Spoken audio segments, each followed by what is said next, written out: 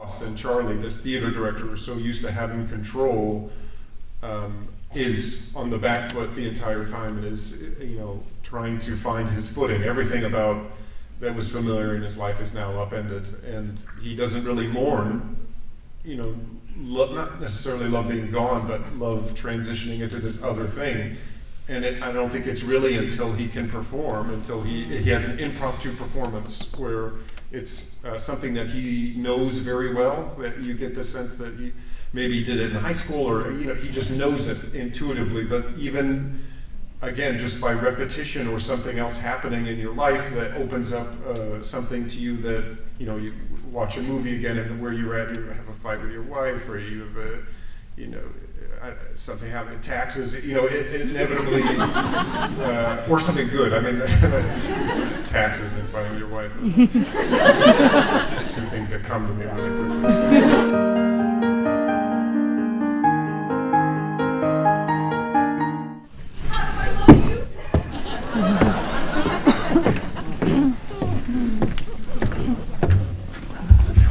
Good evening, everybody. It's Good evening. So exciting. It's a great full house.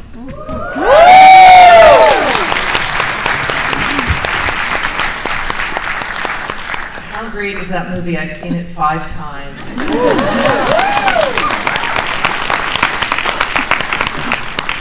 All right, well, I'm going to introduce Adam Driver. Casual, as the kids say.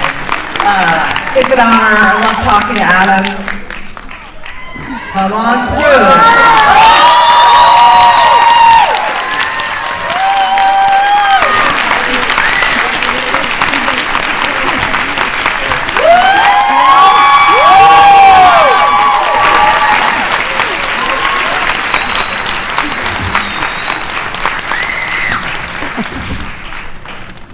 You're having a hell of a year. There's a little something going on up the road here tomorrow, right? We've talked before. I feel like we've had a few conversations along the way about Marriage Story. And I know this is your 4th collaboration with writer-director Nicole Baumbach.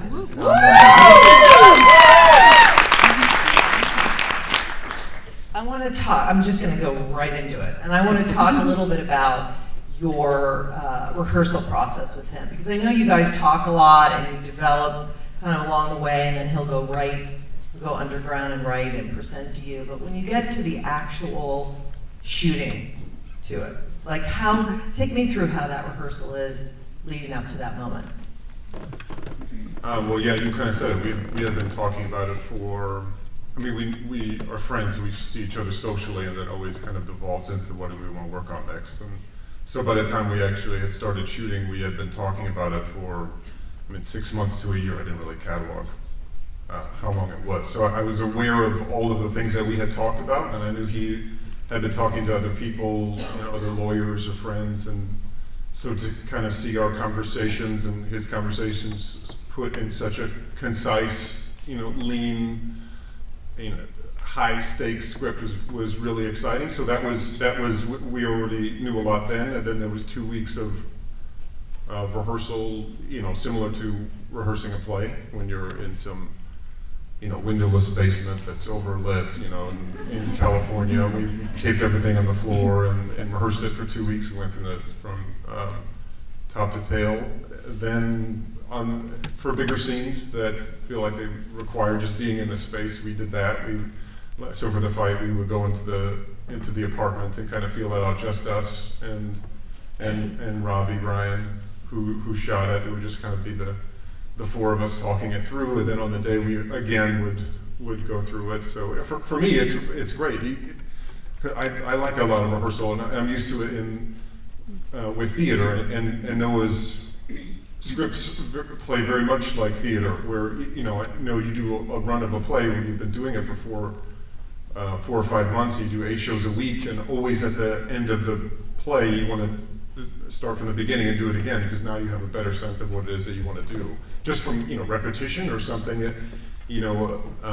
something an actor does, or a thought that you've had in your day that suddenly works with the great writing that you have, which you can only really do with great writing. With bad writing, it's pretty much just one way to do it. But with good writing, the language is so rich, it opens your imagination, and he surrounds you by or with Robbie Ryan, who throws out set pieces that are so detailed and specific that you don't have to go inside to find any of the answers. It's all in front of you. There's no internal thing that you have to, there's nothing interior. All the answers are, or ideas are in front of you because it's all so detailed and specific. So, and then we have the luxury of doing a lot of takes. So again, similar to a play, you do it night after night, and then suddenly a thought happens that you hadn't thought of before, and it's similar with rehearsing it or getting a lot of takes when you're shooting it. Is there's no right way to play a scene. There was no correct version. There's just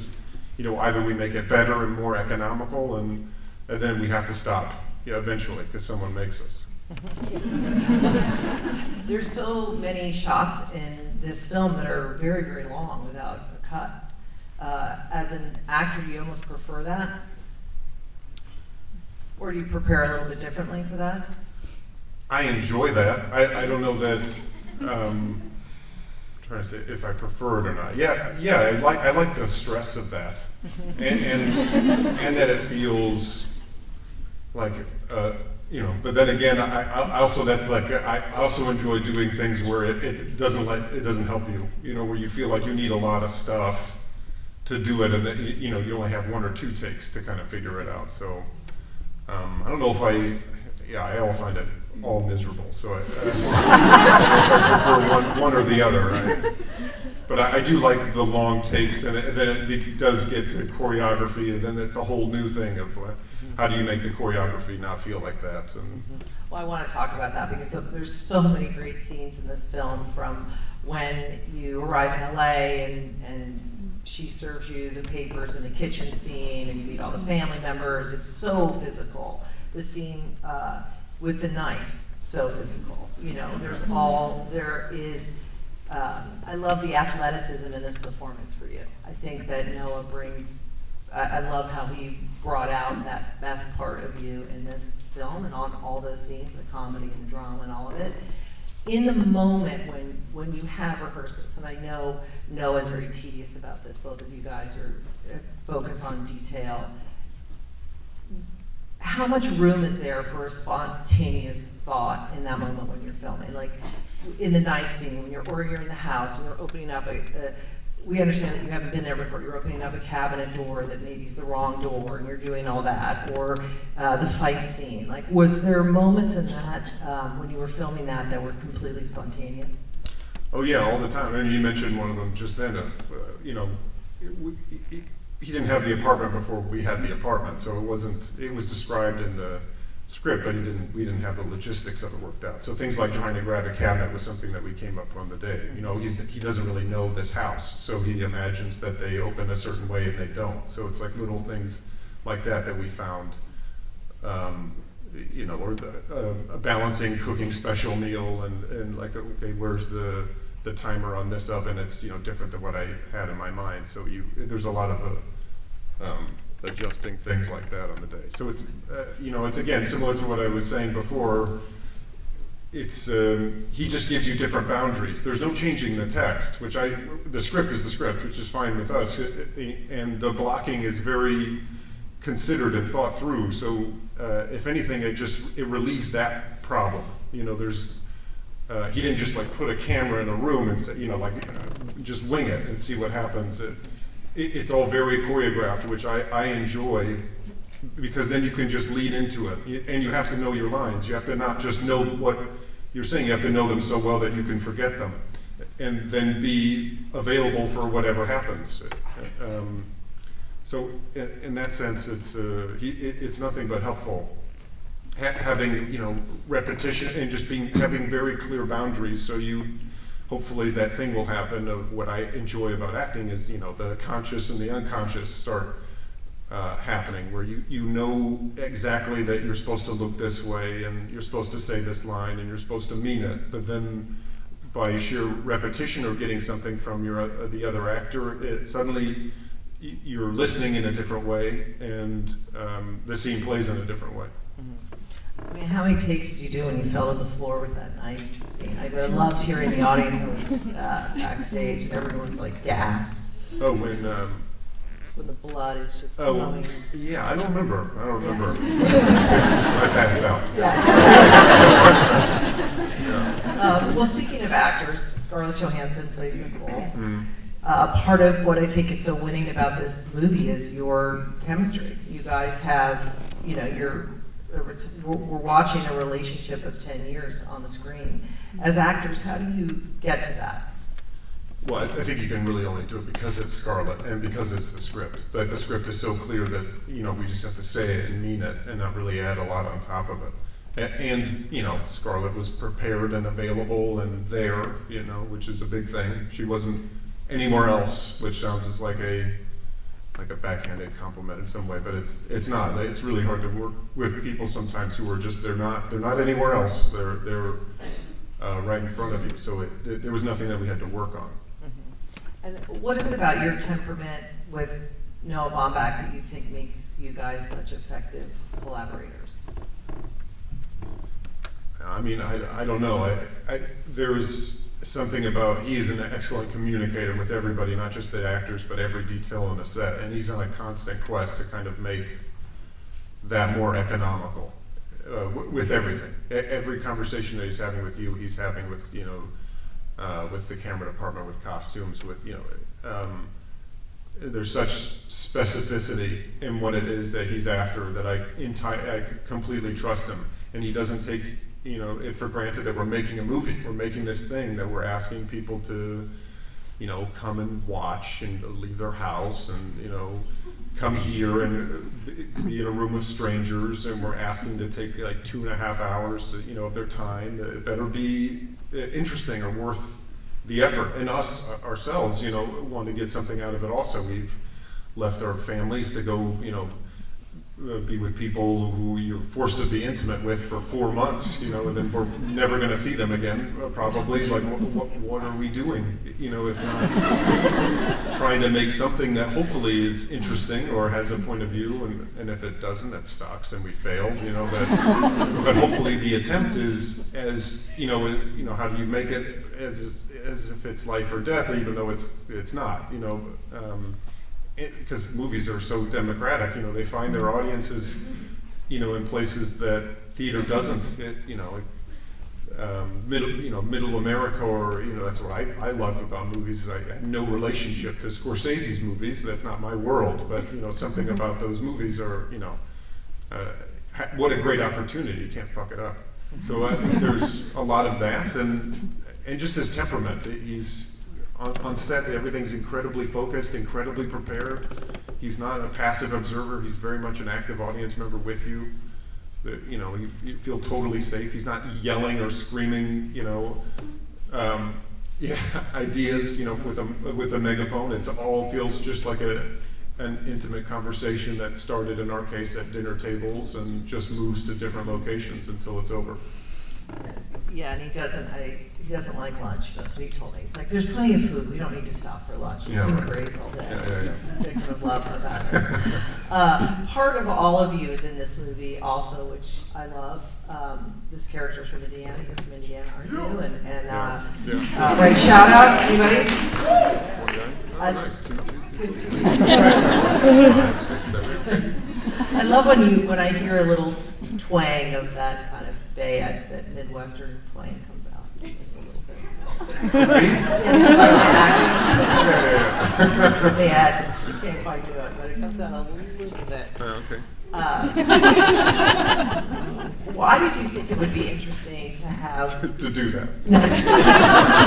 To have Charlie be in the theater world? What about made you, when you know we're talking about this, decide that was a world you wanted to explore? Well, on film. Even him being a transplant was something that was obviously something we talked about, of that not being his world, but at the same time him has so appropriated his culture around him that it seems like that is where he's from. And that it's not, you know, Exit Ghost is a very, it's gritty and more authentic way of, you know, his pretentious way of, you know, it's not a sellout of, you know, teen movies. What they're doing is real. I think they meet, you know, performance is such a huge part of this movie. They meet in performance. The movie begins in performance with Scarlett's face. They talk about how they met at a very, you know, a site-specific play where she says, I think in that scene with Laura, that he's a bear of an actor. So there's something about creating, you know, with a community of people who's not in it for, you know, money or attention.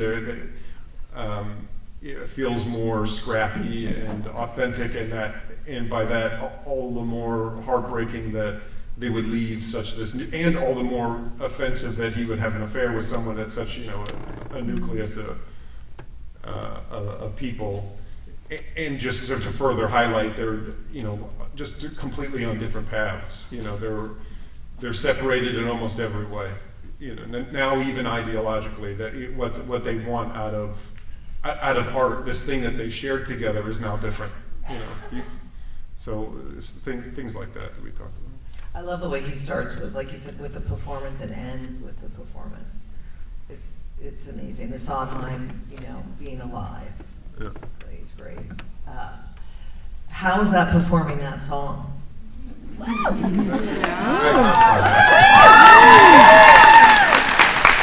good. I think you know, yeah, thanks. When you clapped and cheered over was a mumbled, "It's not fun." It is. I mean, it's one of the great songs, and you know, ever. I guess I was going to say in musicals, but it's great. And sometimes lyrics are so, you know, they're what great musicals do. You're watching a character transform, hopefully, into something else by the end of the song, and so that's what you focus on, and not that you're singing a Sondheim song and focusing on the words you're trying. I mean, where Noah put it in the script, I thought was just a beautiful place of, I mean, even speaking to this idea of performance, that only through an abstract way of expressing himself can he, you know, because they're characters from the start. Before the movie begins, Scarlett has made her decision of what Nicole is going to do. Then the movie begins, and she reclaims what she's lost. And Charlie, this theater director who's so used to having control, is on the back foot the entire time, and is, you know, trying to find his footing. Everything about that was familiar in his life is now upended, and he doesn't really mourn, you know, not necessarily love being gone, but love transitioning into this other thing.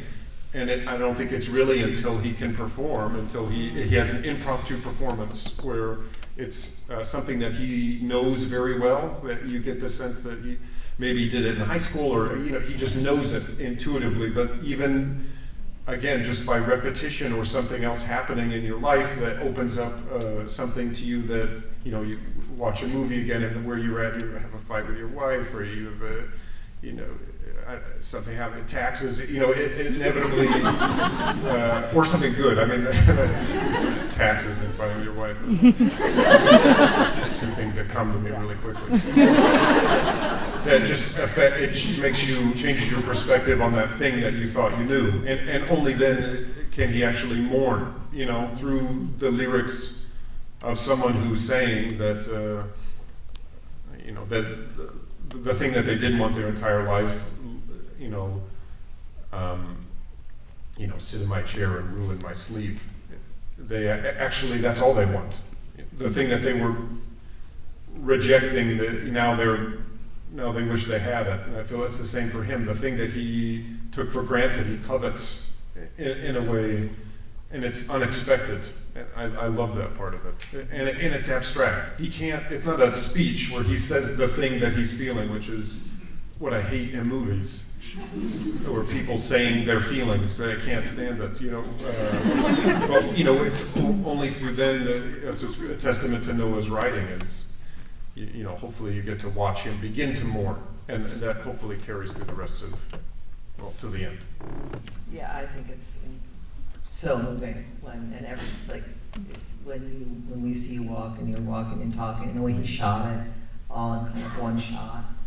Yeah, Noah has a really articulate way of describing it, actually. It's like the only time where camera movement isn't dictated by motion of the actors. It's, it's moving independently. And there are 2 times, I think that and with her, because it pushes in, I haven't seen it, but it pushes on me when I'm singing, I guess. And then same thing with Scarlett and her monologue. I think it's the only 2 times where it's not just following actors, like you get the cameras moving independent. So in a way, it's like 2 people talking to each other. It's 2 performances from the same musical, obviously. Well, hers is a speech, but even within the movie, there's a conversation. And again, I can't say enough, which is a testament to Noah and his writing, that he had all these big themes and ideas that we had talked about, but I mean, that's a great example of something structural that he also wanted to accomplish. Even the score, he always had this idea of having this big sweeping romantic score that came from an internal monologue, not necessarily something that, again, is motivated by movement, or a movie that plays with audience's allegiance, where you start with one character and maybe something over the course of it. So that's what I mean to answer your first question of all of these things that were filtering around in his head that, filtered out into this one thing. I would imagine if you had all the time in the world, you guys could do 1 million takes on the scene. Yes, and, yeah. And each one of them would probably be great. Different, yeah. Different. We also suffered from the same illness of like, well, let's just do 2 more. Let's just see what that feels like. And then who's blanks first? It depends. And mostly Noah is like, we gotta stop. But it depends on. It depends. You've been acting now for 10 years, or you've been acting a long time, but I feel like your first role was about 10 years ago, your first time on film. Mm-hmm. What is now that you're a professional actor, and you are in 3 movies, right, this year alone, you've been very, very busy.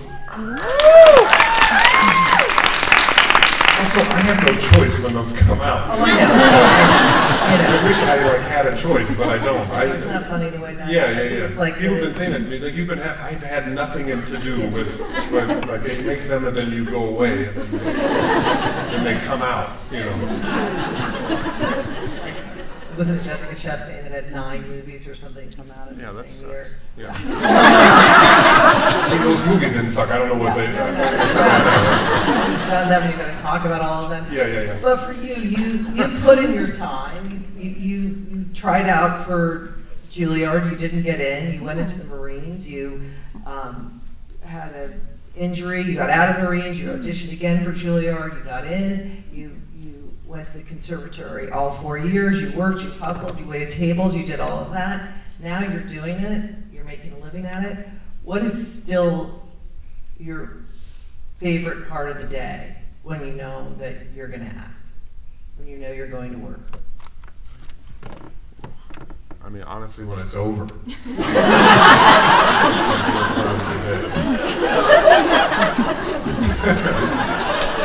You're like in bed asleep when you've done it and you're good? Yeah. Yeah. The best part of getting a job is when you get the job. Like the first 2 hours of getting the job. Then you got more than you do it. And then your idea never matches what it is.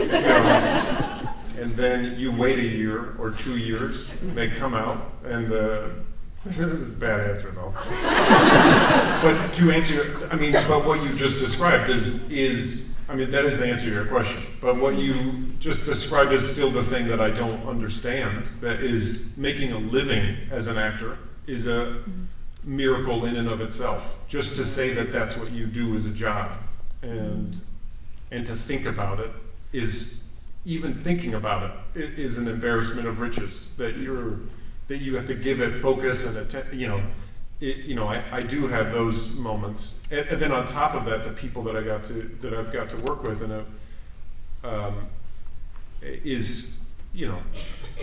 it's a miracle. But that they're not, and as generous as they haven't been.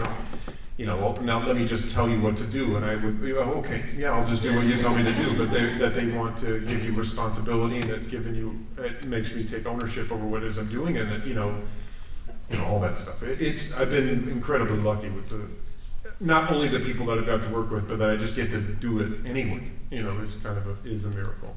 But yeah, my favorite part is when it's over. And then someone that I trust has seen it and either likes it or doesn't like it, and then there's nothing I can do, so then I just move on to something. Do you think you'll ever see this one? No. I don't think so. As of right now, no. I mean, maybe 10 years from now, maybe, but right now, no. I mean, this one in particular, because I made it with my friend, which we made other ones, but this one is too close. I don't want to. It wouldn't be fun anyway. Me watching it for anybody. I wouldn't like something about it, and then you kind of have to watch it 5 times to not think that you're in it and really see what it is that's happening, and then I can't help but get in my head for the next thing of trying to make it look good, and that's uninteresting to me also, of trying to make it look better. I try to actively give myself boundaries to be, with the people I'm with while we're shooting it, and then, trust that Noah turns it into whatever that's my job. I'm in the service industry still, really acting is a service industry. I'm there in service of all the other cast and the crew, and especially Noah. So whatever he's trying to make, I'll support that. Do you have to take time in between projects? Do you have to lose shape off that character and then before you tell another story? I wish I could. I wish I did. I wish I took more time to do that. But even at Juilliard, I was always used to rehearsing during the day and doing things at night. Like you're rehearsing scene work from some classical, Elizabethan thing, and then you're doing, something else totally, completely different. So that muscle of constantly, and it's a conservatory, so you're there from 7, in the morning to, 12:30, 1 o'clock at night, basically 7 days a week, for 4 years. So things that I thought I needed sometimes, almost every job is also a lesson in this. The things that you think you need, you don't really need. And that's the same thing with work. I feel like I would like to have more time in between to kind of let go, but whenever jobs are over, I always want to let them go. I always am ready to move on and flush it out immediately. I think we were talking about this before, and it infects your life in a way that you were not even anticipating. It's like, it's like jet lag. You go to a different country, and it's 4 hours difference. So you're, for the first couple days, you're not with it, you're like a zombie. Then after 4-5 days, you start to adjust, and that's what it's like working on a movie. You go into this other country, and your body isn't used to being there, but then suddenly it's in this heightened state for 12 hours a day for 4 months, and it just adapts, where inevitably you can't help but, it starts to overtake everything. How you are during work, how you are off work. Your chemicals are just stressed or thinking of that character and living as a different person that even without doing anything, you've naturally adjusted. Not in like a conscious actor methody way. You just change. And then when that's over, you go back to your life, and try to flush it out as soon as possible. And I don't know if it's good to have something else to focus on, that you have to change it and shift it to something else, or you need more time. I've only done it the way where you're doing a lot, which I kind of like too. And plus, that's what work is to me. I always saw I grew up in Indiana, so my parents go to work. They would go to work and they'd come home tired and, get up and go back to work. So that's just what you do. The idea of taking months off is, I think, a healthy thing, but I have to get over that, taking that much time off. Well, I'm glad that you don't. It's very dynamic. Now, but then next year we like to, read movies and be like. Do we have some time for some audience questions? Because I know. All right, right up here. So I love your filmography and I love your work, but this film is really hard for me to watch. So I was wondering how like you felt or you adjusted knowing that this film, like a lot of people have gone through this either as a spouse or as a child. Well, I'm not thinking, oh, sorry, should I repeat that? Yeah. I'm sorry. So the question is basically, the film is very intense. It covers a very dramatic, divorce. Did you think about that going into doing this, how it would affect people? Is that what the question was basically? No, because I can't think of the end of what it's going to be, because it could very easily not. So we're not focused on what it's going to mean to people, or if it'll mean anything, or even what it means itself. We're really just breaking it up into that thing that everyone's doing. Breaking it up into pieces and making sure that you get the best version in the time that you have of what you're trying to tell, and then whatever Noah comes up with, we have, again, that's it. Film is forever. So that's the story he's telling. What the effect of that is hard for me to say. It's, I heard someone say this, so I steal it. That we don't live in a theater. We all have our lives outside this place. However you got here affected you coming into this and watching it, and you're different than I am. So the things that you're going to get out of the same thing are going to be different, just inevitably, because you cherry pick things that relate to you that maybe didn't relate to me. So in a way, you could tell me about the movie, in a way that, and I could tell you about the movie and it'd be the same thing. That's what I like about, theater or movies, seeing with strangers, is that it's this thing that's, that it's hard for me to say. I wouldn't want to shortchange what that is for you by telling you, or assuming that it's going to mean something, because I don't know what it was. So that's a long way of saying no. We're not thinking of the end so much. Was there a scene you were most scared about filming? I mean, you read the script. Was there like one particular scene like crap? This one, or I don't know. Yeah. My question is there a scene you were most scared of or terrified to shoot? This hopefully doesn't sound like a cop-out, but there always are scenes like that in a movie where there's one or two scenes because that you're just aware of in the schedule, because they're a lot to say, or it's a big set piece, or they're physically whatever. But all of these scenes really did feel like that. Because the stakes were so high and they were so lean, all of them felt too early in the schedule for us to be doing them. Like Halloween felt too soon, the scene with Martha Kelly and cutting a hand, that all felt too soon, which is a testament to, I think, this is good. Even things that seemed innocuous, like talking to Eji, my son, suddenly took on a new meaning when it's not, screenplays are meant to be seen, not read so much. So looking at his face, it takes on a whole new meaning, and surrounded by that very specific set, they all felt kind of too early to do. Just some seemed longer than others. That was the only difference. Like the fight was probably the most challenging because it was just longer. We shot it for 2 days, and we had one camera, and we started from the beginning and went to the very end. So on the second day, we're at the latter part of the scene, so we'd have to start from the beginning. Every time we did it, we would start from the top and just keep running it and running it and running it and running it. So that one just seemed, I guess, on the outside, that was more tiring because it was longer, but it didn't make it less emotional necessarily. Unfortunately, that's all the time we have for him. Sorry, guys, because you're about to see another Adam Driver. No, God. Woo! Yeah. that I'm sure he has not seen. Thank you very